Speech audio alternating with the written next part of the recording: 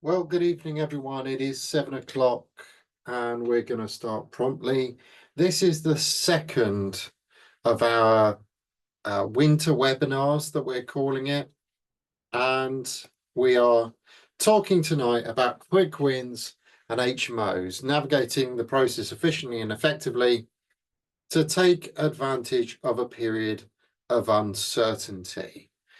Tonight is being recorded, which is fantastic. It will go on the YouTube channel shortly thereafter, and hopefully we won't get too many more people popping up and trying to log on mid-flight. But there we go. So it wouldn't be a free webinar without a little bit of self-promotion, and we may as well do a little bit of that just in the first couple of minutes. Town planning expert is putting on this webinar tonight. We're an all in practice, the GPs of the planning world. We cover England. There are two chartered town planners at practice at the moment, which makes us a chartered planning practice. You need to in order to be called that. We have our own academy, TPX Academy, which is a CPD training organisation. We're a developer in our own right through our development arm, Tree Kerno. We've assisted on over 3,500 projects with a 90% success rate in all modes. We produced the Victory Plan one-day course. We produced the Victory Plan book, which a little bit more on that later. And I'm writing right now, I'm up to 15 or 16,000 words, the HMO manual, which will be the next book that comes out sometime in the new year. This is what we can offer you and your team when getting into the game. And we are your team when we get into the planning game. So we deal with triage, which is pre-investment advice, private pre-application advice, permitted development, prior approval, planning apps, discharge of conditions, amendments to your applications, appeals, enforcement response. I'm dealing with 4 at the moment. Our academy, of course, and our development arm as well. This is me. I'm a chartered town planner. 23 years experience. I'm about to tick over into my 24th. I'm a fellow of the Royal Geographical Society as well. I'm an accredited CPD trainer. I'm a planner first. 40 should say 50 cases ongoing at the moment. I'm an educator second, and I'm a developer third.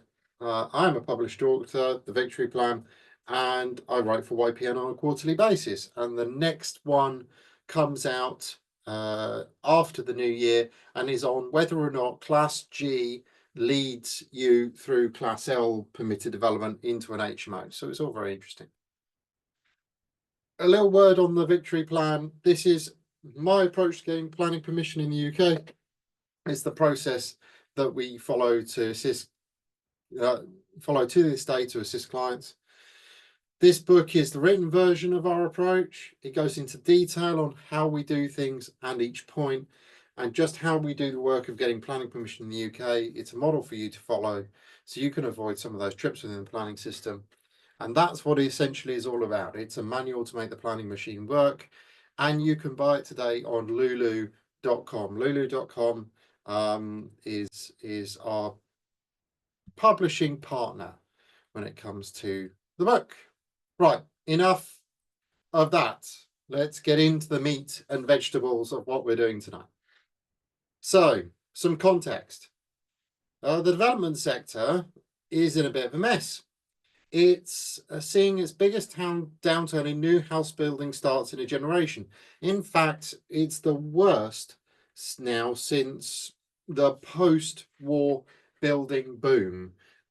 We are really on a downward spiral at the moment in terms of new house building starts. Any delay that an applicant takes is a torpedo hit to viability and is placing the government's 300,000 new homes target under significant pressure.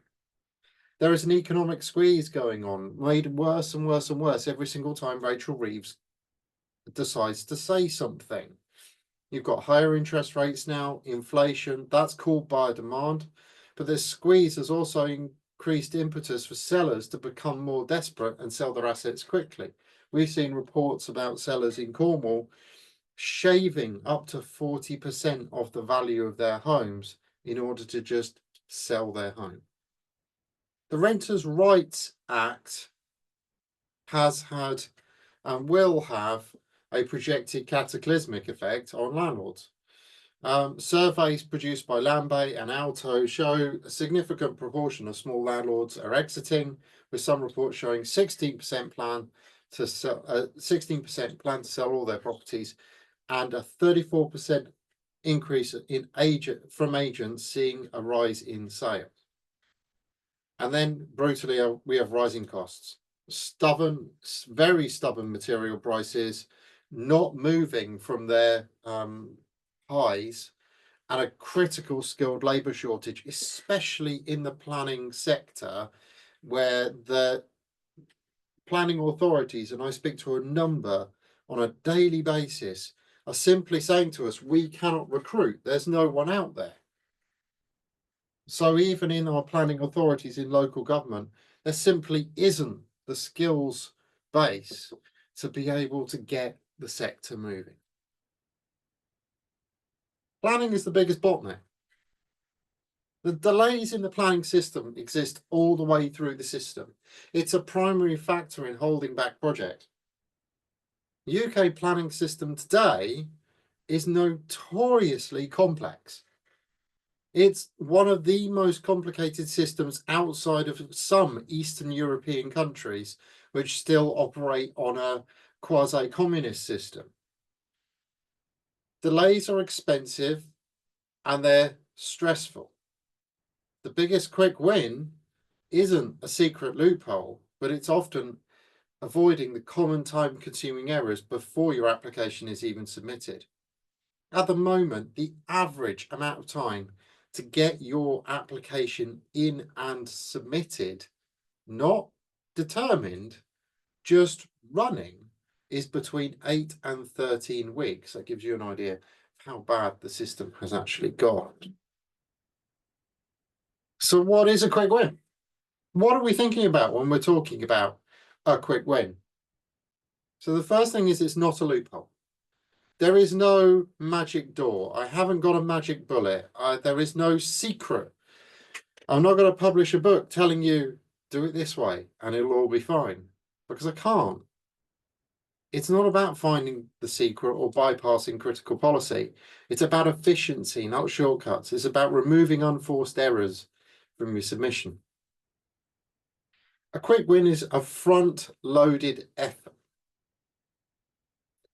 It means you as applicants doing some hard work before you submit, doing validation checks, research, pre-application advice to avoid months of delays later on. We're going to go through all of this, so don't worry. It's about using the rules like a pro. A professional approach means using planning policy as a justification tool, not as anything else. You cite the rules to build an undeniable case for approval rather than fighting them. And it's about using the right application for the right phase of development. Understanding what is and is not development, what does and does not need planning permission, and when you can combine them, massively increases efficiency and reduces overall cost to the developer. So let's look at these. Let's start here. Do you need planning permission? Do you need it at all? What do you need it for? Why are you applying? Now, this is something that frustrates us as professional consultants on a daily basis. We see applications made by, in inverted commas, professionals that are asking for planning permission on stuff that should never have been asked for because you simply didn't need it in the first place. There are permitted developments today, rights today, that we will talk about. There are allowances that we can talk about until we're blue in the face. But the biggest quick win you can ever do is play with the description of development. Here it is. Section 55 of the Town and Country Planning Act. The meaning of development. What you need planning permission for. Development means carrying out building, engineering, and mining operations under, on, or over the land, making the material change of use of any buildings or other land. But It does not mean works that affect only the interior of the building and do not materially affect the external appearance of the building. So if you're, for example, not changing the use of a house and you're adding bedrooms to a house, that's not development. If you're, for example, changing the use of a house to a care home, that's not a material change of use because it's C3A to C3B and therefore not development at all, you don't need to apply for that. You just do it. Quick win. No need to engage with the system at all. So playing with the description of development, utilizing the description of development is actually one of the biggest quick wins in the book, but it's something that council will never advise you on. It's a judgment you need to make because the planning authority will not tell you openly whether or not you do.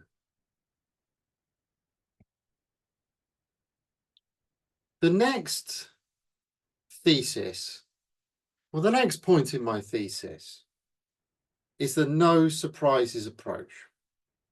What's that? Well, when we're making a planning application, we kind of want to de-risk all the way through. And there are 3 ways we can execute a de-risking effort. On more complex cases, or where there's policy uncertainty, you can do a pre-app.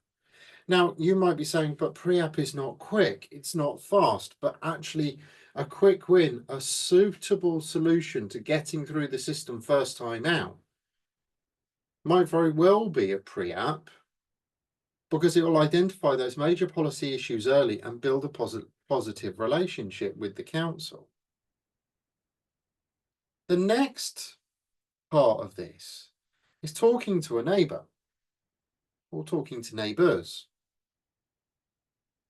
Everyone in the development world is scared of talking to their neighbours.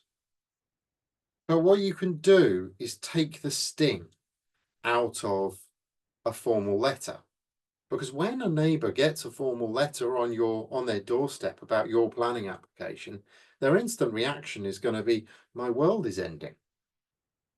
I need to fight this. If you talk to them early, resolve some of their concerns early, then you will dispel some of their objections. They might also show their hand. They might say, well, I don't like it for this reason. And then you can gear your application accordingly. The third way of adopting a no surprise approach is to check decision-making behaviour. How does the council deal with this particular form of development over and over and over and over again? So you can research.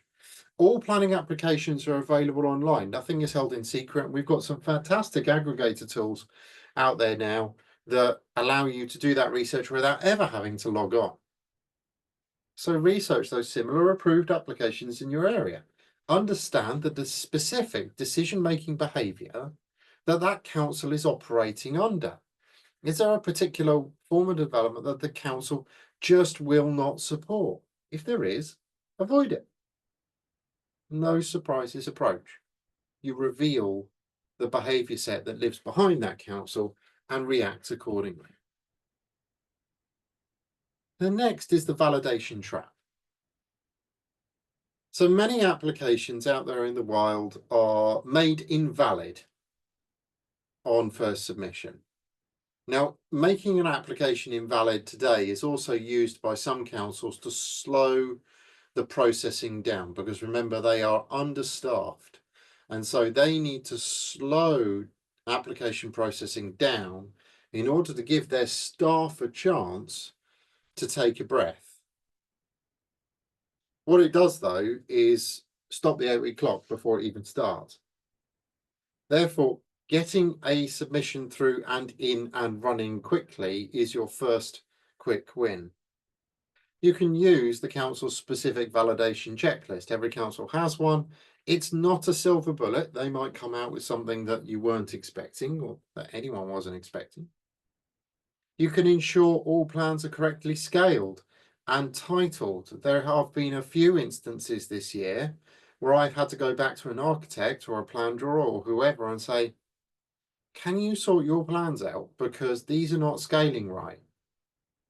Check the file types and sizes for digital submissions. The planning portal, which is the only way to make an online planning application, only allows a maximum of 15 megabytes per file. And so it will delay your submission if you're having to go back to a consultant and saying, Tom, actually, for your lovely big report, would you mind awfully chopping it into bits, please? Because I can't submit it if it's over 15 meg. And then finally, confirm the correct red line for the site boundary, certificate and application fee. Again, things that in theory the portal calculates for you, certainly the planning application fee, but double check it because the portal is fallible. It's written by human beings and therefore not a perfect system. Getting past the validation trap means your application gets in. It's live. And if you get it in and live right away, then your application is running right away. You're ahead of that queue.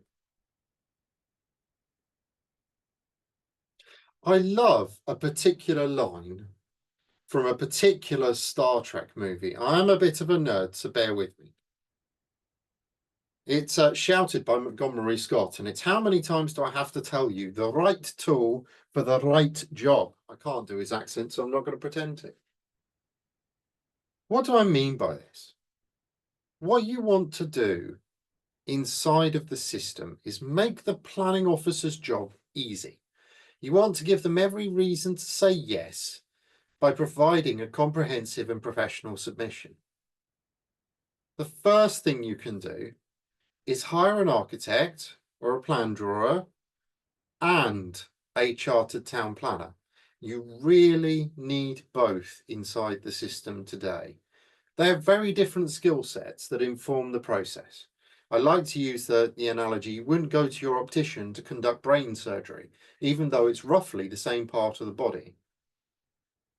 An architect, plan drawer, and a town planner know the processes, standards, and how to present drawings professionally. We work with architects regularly and have a really good working relationship with them. We bounce off each other, and that gets a better scheme.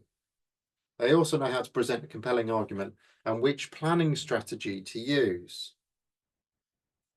Provide the right level of detail on your plans. As a planner, we're not interested in your taste in interior design. We're really not interested in your architect's taste in interior design. You're giving too much information. A planning application is a Goldilocks blend of what they need to see and what they don't need to see. And sometimes it can be the case that you make your houses look inadvertently cramped because you're overloading the interior on the plan with too much furniture. Get your surveys done early. The reason why I say that is because you cannot wait for certain things. So don't wait to be asked for ecology or tree or highway surveys, submit them up front. Some of them can only be done like ecology or like highway surveys at certain times of the year. So get them up and together. And then when we're thinking about the right tool for the right job, the statements. A design statement is used for justifying the design of the development. A planning statement is used for policy compliance. A transport statement is used for access. It isn't a form. It's not a cut and paste. It's not the amazing consultant known as ChatGPT. It's your argument. It's your submission. It's your why this should be approved. Use the right tool for the right job.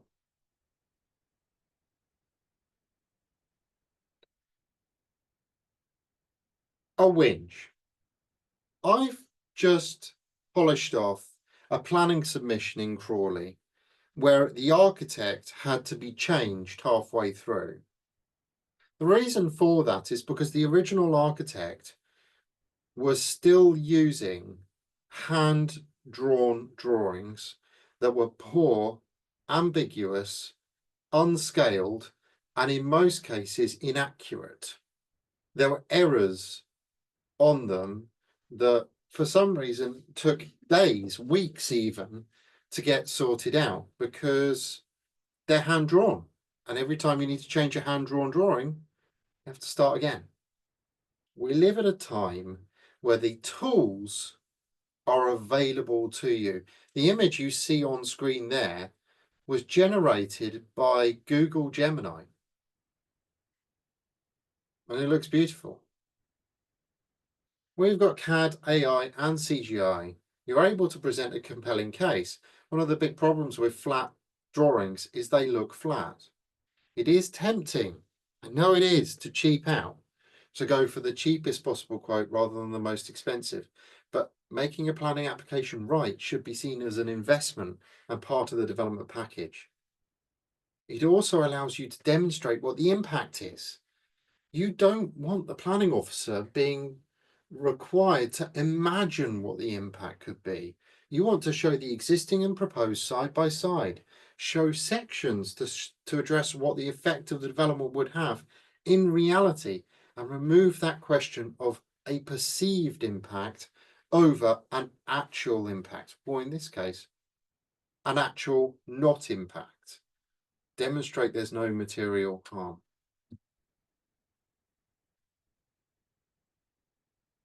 Planning is full of rules. Now, I'm not going to tell you to ignore them. I'm going to tell you to use them. They're a double-edged sword. If you choose to ignore the rules, they cut against you. If you choose to follow the rules, then they are your weapon to use against the council. Policy compliance, then, is the quickest win you can ever put into the planning book. 90% of a planning decision is based on policy. That's what your application is judged against. It's not personal opinion, it's policy, it's training. That's what 90% of your decision is. They're going to base it off the local plan or the core strategy or whatever they're calling it today, the primary rule book. Your proposal has to comply with its policies on design and scale and land use, so don't try and deviate. It will be based on supplementary documents like those on house extensions, design, conservation areas. There are some supplementary planning documents out there in the wild right now, and Lambeth is a great example of this, where they actually allow stuff and give you a guide as to what to get approval for or how to get approval for it. It's the quickest one in the book. Follow the rules like a pro, break them like an artist. And then constraints. Is it in a conservation area? Is it in a flood zone? Is it a listed building? There will be policies, rules governing all of that. Address these concerns head on and explain how you've done it. Win, win, win. Everyone wins when you follow rules. No one really loses. Permitted development. Permitted development is fundamentally powerful. It really, truly is. Use it before you lose it. It is a quick win that gets you through some of the most contentious applications. Many common projects, rear extensions, loft conversions, may not need full planning permission at all because these are permitted development. In the same way as prior approval applications need a light touch application because they're permitted development. A classic example of this is the L-shaped dormer. Planners hate them with a vicious passion. The only real way to get one of these is through PD. But if you get one through PD, you've answered the question before it's even been asked. The beauty about permitted development is you can split things up. You can do an L-shaped rear dormer, you can do a rear extension. You can couple them as one permitted development, or you can do them as two. You can split things up. And the benefit for you doing that is you then divorce the stuff that is PD from any planning question that you might ask later. If your project falls within the rules, apply for a lawful development certificate. It's faster and cannot be refused on subjective grounds like design, because that's not one of the criteria.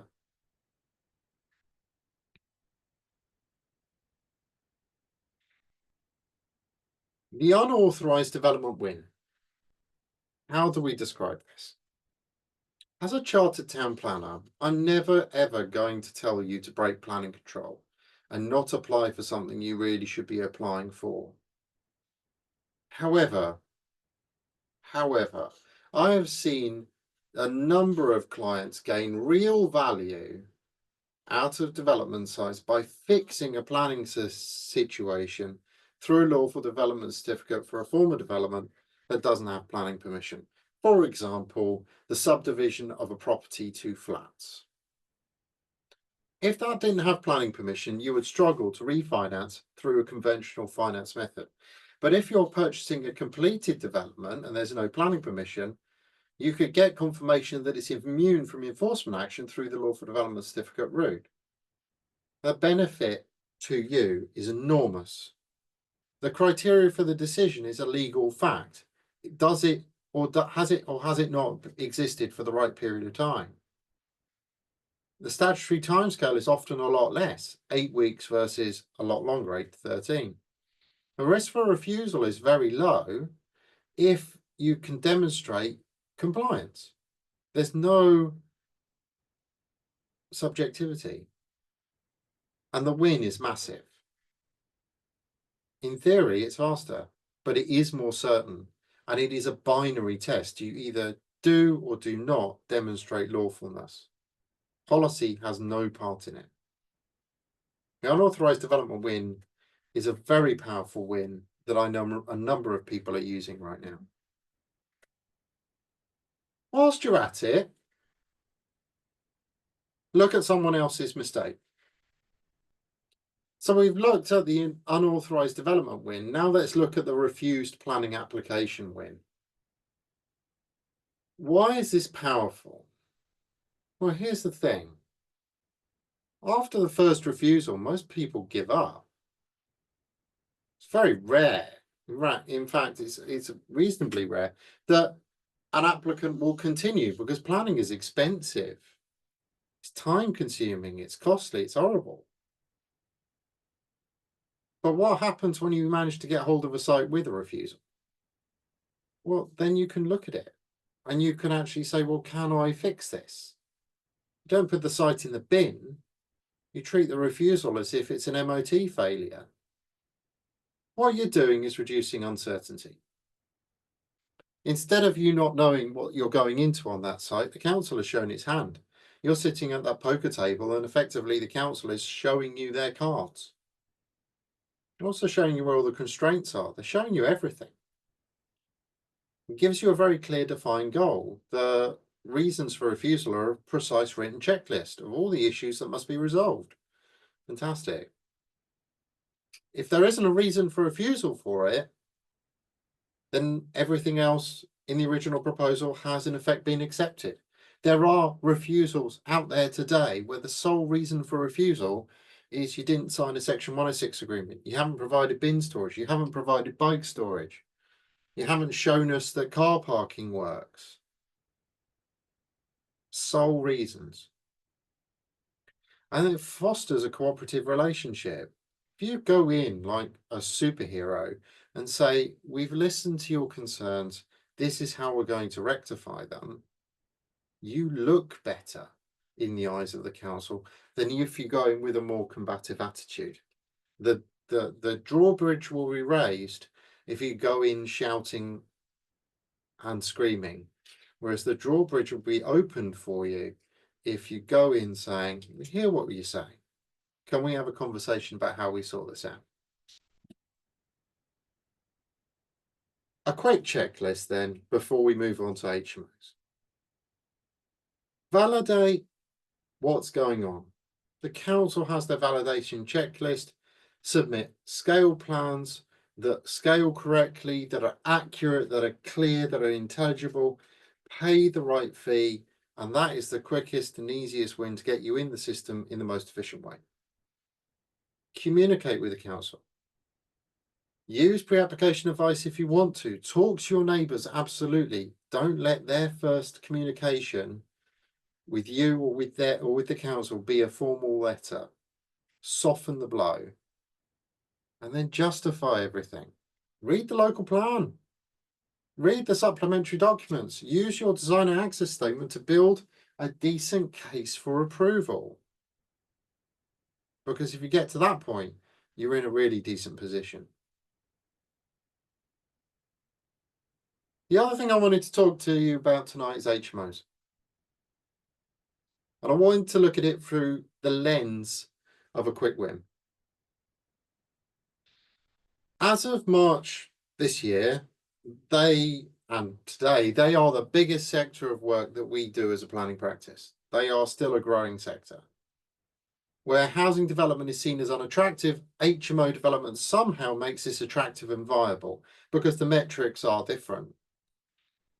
Here's the words from Hounslow Borough Council. HMOs are an important source of low-cost private sector housing for those on low-income students and those seeking temporary accommodation. The council's local plan, adopted in 2015, supports HMO accommodation in areas of good public transport accessibility and with good access to town centre facilities. I want to show you some examples at the back end of this presentation of quick wins that we have achieved with HMOs.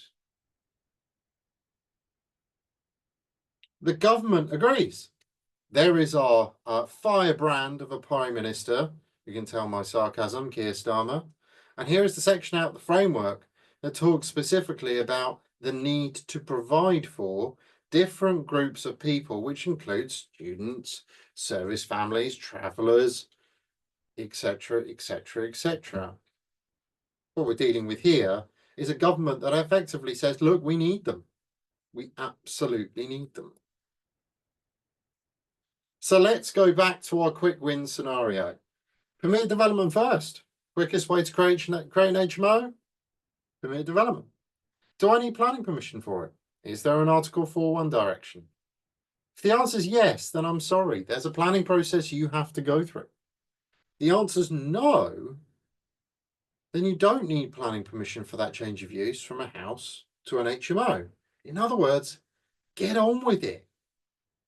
Now, I would advise you to get a certificate of lawfulness. It's not necessary, it's a nice to have, but it will pay you substantial dividends when you come to refinance, especially if it's an existing use certificate rather than a proposed use certificate.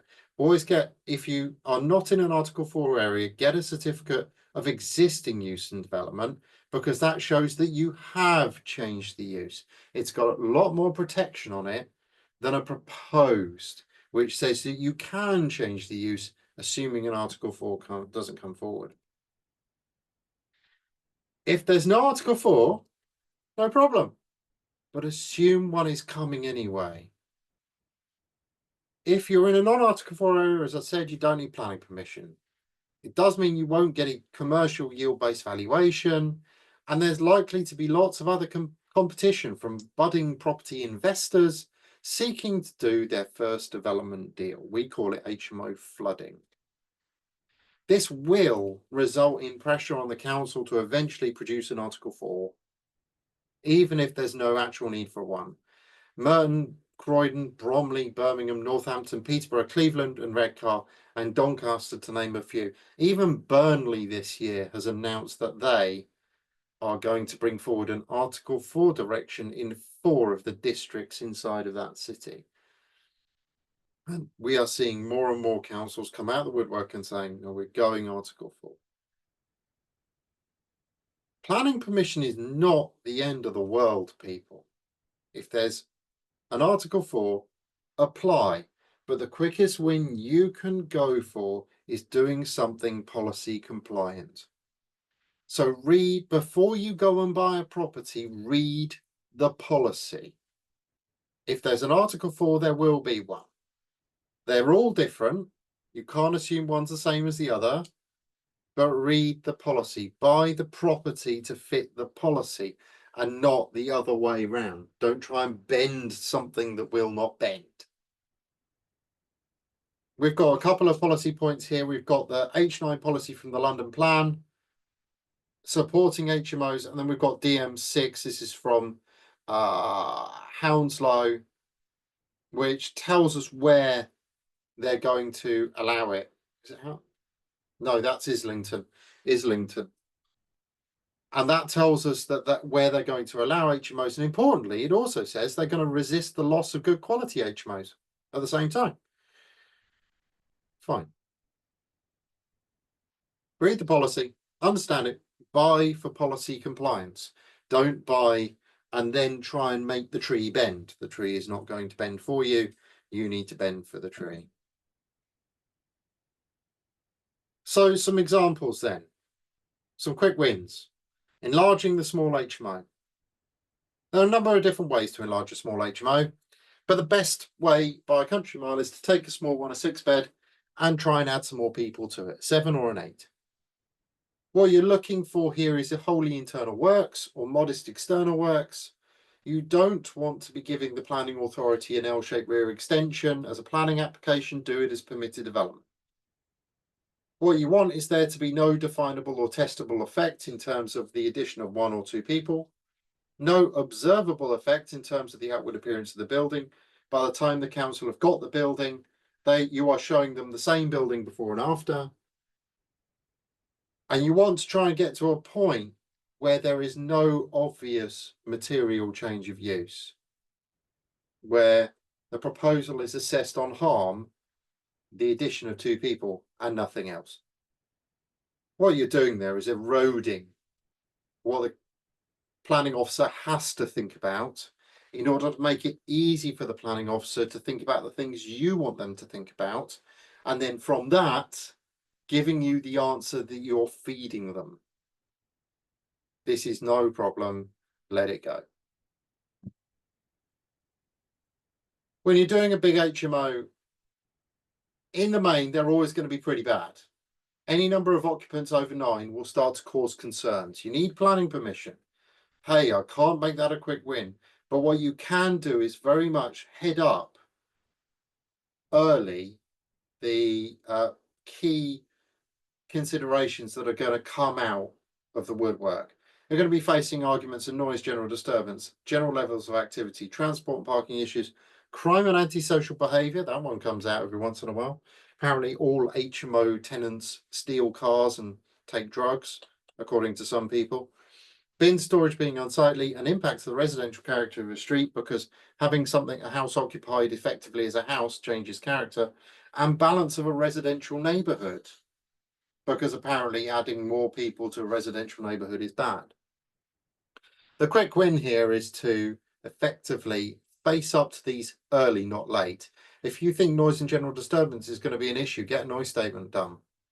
If you think transport and parking issues is going to be an issue because you've done your homework, then get a parking stress survey done early. If you think bin storage is going to be a problem, find a place for it. It's all about heading these off early. Now some experience. Downtown is probably the best place that we've ever found for a large HMO. If you want to put a large HMO in a settlement, a residential street is not the place it wants to be. In reality, our thesis, and I'm going to show you some examples of where this has actually been approved and is all sorted, our thesis is downtown. Putting it in or near to a town centre is the best place for an HMO to go. There is no loss of a dwelling in the main. If you're dealing with space above a shop, if you're dealing with conversion of a commercial building to an HMO, then there's no loss of a dwelling. You're not kicking a family out. You're effectively providing new accommodation. It's policy, it's supported by policy. NPPF Para 125 specifically encourages new residential development above and around our shops in our towns and cities because they're the highest sustainability areas. If you're adjacent to or within a town centre, it is wholly sustainable, and so you can go for a car-free scheme. Car parking is one of the biggest issues to HMOs because of the need for a large number of car parking spaces. So you try and put an HMO in an area where there is less need. Noise and disturbance is mitigated. A somewhat disruptive HMO use is located in an area that can handle that level of activity. You're not trying to shove a big HMO in a residential street next to families. You're trying to shove it next to a cafe. Bin storage can be found, but it's often balanced against the previous commercial use. External noise to residents needs to be dealt with, again, through a noise assessment. And then the final thing is servicing. What happens on move in and move out days? How do people get to it and get to it with their cars, or however they're bringing their paraphernalia to the HMO? Some examples then. Edinburgh Road in Portsmouth first. So the Park Tavern here has approval through us for a 10-bedroom HMO from 9 letting rooms above an existing public house. There was no loss of a dwelling here, and the public house has been retained. It is within a city centre location, wholly within the city centre, and so an area where car free is absolutely supported. There were 2 key issues to consider for the council. One was noise and general disturbance from the surrounding uses. We've got a noodle bar, we've got the pub, we've got the town centre environment. This needed a noise report. That was done. And then the secondary issue was where the bins go. There's no land to put a bin store, but everyone in these commercial units stores their bins just up and around the road, and that was the accepted solution. So a 10-bedroom HMO in a city centre location, wholly sustainable, accepted and approved. Tudor House in Wigan. This is a 15-bedroom HMO from a former closed hotel. It's within the town centre. There's no loss of a dwelling here, but it's subject to the town centre policy. And that means we must retain some commercial on the ground floor. Hence, the application that was approved included a cafe and an office as companion uses for the HMO. The key issue on this site was noise from the adjoining bus station. Now, that is not a bad thing. The bus station being there means this is highly sustainable. No car parking was required. But what it required was 8 separate iterations of the noise statement. And that was the key driver for delay on this. It was the fact that there was toing and froing. What should have happened in retrospect is I should have been a bit more forceful with the noise consultant and said, look, have a conversation with the noise officer at the council, find out what they want early. They're allowed to do so, and get it sorted. The key learning then from this was vet the consultants carefully. The applicant is obviously not happy with the number of iterations and the amount of time that this took, but the quick win from them next time is the learning. Vet the consultants, make sure they're talking to the other side. Final example. This is an 11-bedroom HMO and a tap room, which is a micro pub from the former closed public house here at the Clarence in Gospel. This is going to committee on the 3rd with a recommendation to approve, and we're hoping absolutely that the committee will see sense. It is an edge of town centre location, this. There is no loss of a dwelling, but it's subject to the pub retention requirement. And so we're keeping a micro pub. We're keeping a pub. It's just a very small one. The key issue here has been the noise from the retained micro pub and the opinions of residents who believed the HMO was going to be used as, inter alia, a drug rehabilitation centre, accommodation for the military, accommodation for asylum seekers, and they also believed that the retention of the pub itself was unacceptable when this pub has been there since the 1700s. Now, I'm showing this one up because I'm concluding on my thesis that the best place to put an HMO is one of these big old commercial buildings that is not deeply in a residential area. And one of the things that the planning officer has remarked on here is that they have no objection to this becoming an HMO because it is the right place for it. That brings me to the end of tonight's sort of formal proceedings. Done quite well there, 45 minutes. there is always the option for questions. I'm just going to remind people of our contact details, but questions in the chat, please. I'm more than happy to answer anything that has arisen from any of that, or anything else for that matter. But yeah, questions in the chat if you've got any. Otherwise, if I've bored you to tears already, then then we'll close proceedings there.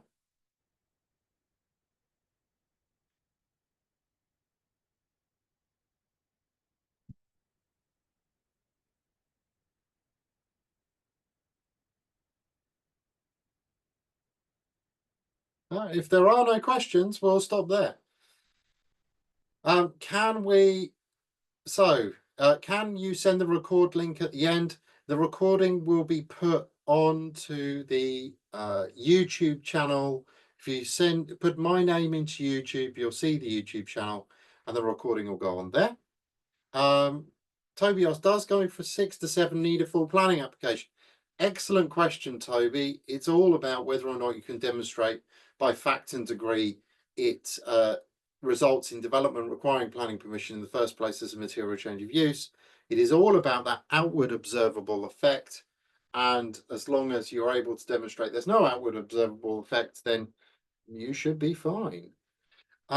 You're very welcome, Jim. You're very welcome, Paul. You're very welcome, everyone. How do you think the Renters' Rights Act will impact HMOs? Great question, Mario. I don't know because I'm not a housing specialist. I'm sure there are some very, very, very, very, very intelligent people at the National Landlords Association who are trying to answer that question. But I don't know. In terms of planning, I honestly haven't got a clue.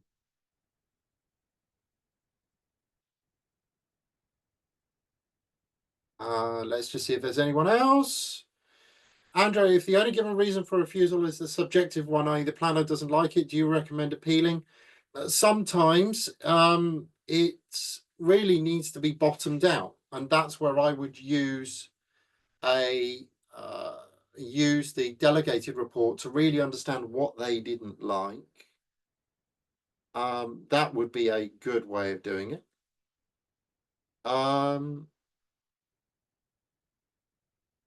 Then Daryl says, other uses for an HMO, so other uses to HMO, social clubs, etc., care homes, I guess is local plan dependent. Great question, Daryl. I always look for higher levels of activity than what the HMO would give. So I've literally just submitted today an application for another pub to an HMO in the other city in Hampshire, that's not Winchester, and there I argued that given the floor area of the pub, there could be 430 people at any one time in that public house between the hours of 7 a.m. and midnight, which was its licensing hours. The difference from that and a 15-bedroom HMO is profound in terms of that activity. Ideally, what you want is a use that is more noisy than anything else. Use. Can you move a staircase between the first and second floor flat and to change the internal layout? There's a commercial on the ground floor. If you are not touching the actual layout of, I mean, it all depends on whether or not that first and second floor flat are one flat or two. Can you just give me some clarity there, Used? Oh wait, so it's two flats, right? So technically you can, as long as you don't touch the flats themselves. If you're just moving the staircase inside an existing interior space, then technically you can. But the moment you touch the area demised for the flats, then you're effectively stuck. Sam asks which type of HMO requires a PTAL rating 3 or higher. Sui generis. For Islington, it's all types of HMO because they have an Article 4. But PTAL is a London thing only, so other authorities won't have PTAL, it's just London. Other councils have their own rules. In Hounslow, it has to be PTAL 4. You have to look up the rules for the particular council. I just highlighted Islington because I could highlight Islington. If there are a couple more questions, if there are any, otherwise that will close proceedings.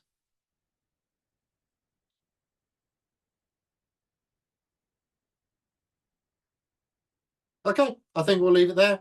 Thank you very much for attending, everyone. As I said, the recording will go on the YouTube channel. Any questions or queries on planning, please don't hesitate to drop us an email. Otherwise, I will see you for the next winter webinar. We're doing 2 more of these before the end of the year. The next one will be in the first week of December. Thank you so much for joining me, everyone, and I wish you a good night.